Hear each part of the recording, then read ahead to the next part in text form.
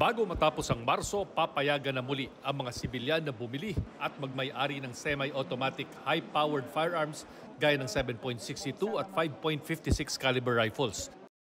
Napapaloob ito sa RA 10591 o ang Comprehensive Law on Firearms and Ammunition na sinuspinde ng Administrasyong Duterte noong 2018.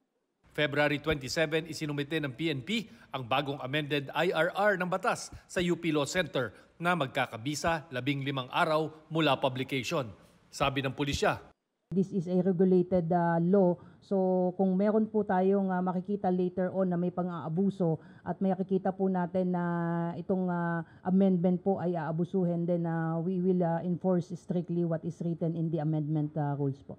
Ayon sa ilang gun retailers at gun owners, napapanahon ang pagbalik ng pribilehiyong bumili ng mga high-powered rifles sa mga sibilyan. Tayong mga may license to own and possess, nakukuha neto, syempre pag nagkaroon ng gera na ayaw sana natin, meron tayong mga armas na maidadagdag magagamit para depensahan ng ating bansa. Basta ma-regulate lang talaga. Dumaan sa proper examination and proper training din po talaga. Yung mga bibili.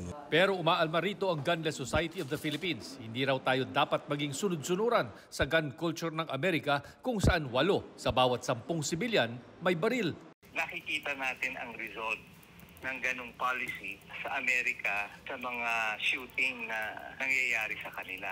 Kung yung ganong culture ay dadalhin natin dito sa Pilipinas, ganong problema din ang haharapin natin.